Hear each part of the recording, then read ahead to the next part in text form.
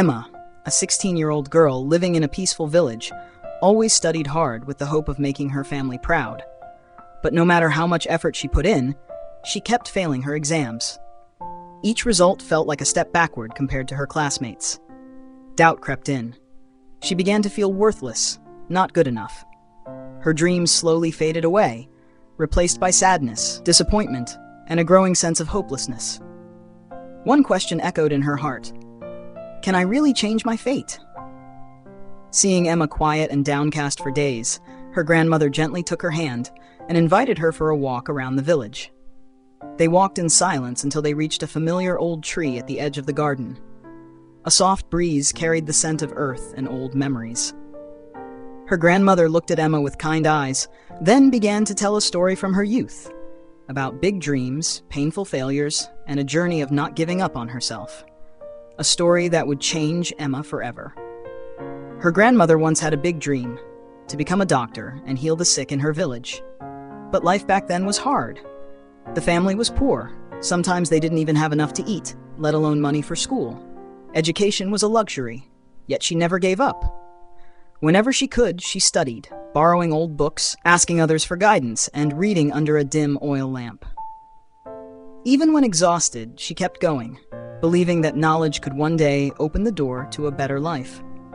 For her, learning wasn't just a way out of poverty. It was the only way to keep her dream alive, a dream burning in the heart of a poor girl from a faraway village. Eventually, she got the chance to travel to the city to take the entrance exam for medical school, the one place she had pinned all her hopes on. But the result was a crushing blow. She failed the most important exam of her life. Holding the result letter in her hands, she felt ashamed and deeply hurt. The disappointment was hard to hide, especially as mocking voices surrounded her. "A village girl wants to be a doctor. You better give up." Those words cut deep, piercing her pride. She felt she had let her parents down and let herself down. The once bright dream now felt distant and fragile. At that moment, she stood at a crossroads. Give up, as everyone told her to, or keep going, quietly, alone. As she sat in despair, unable to lift her eyes, her father, Emma's great-grandfather, came and sat beside her. He didn't scold, didn't lecture. He just said one thing, a sentence she would remember for the rest of her life. Failure is not falling down, it's refusing to get back up. His gaze was stern but full of love, as if trying to pass his strength into her weary soul. That single sentence was like a small flame, reigniting her fading belief. For the first time in days, she lifted her head. Not because the sadness had vanished, but because she realized she still had a choice. To keep going, or to let failure define the rest of her life. And she chose to rise. Her father's words became a spiritual anchor for her. She didn't give up. She returned to the city and took the exam again. And again, and again.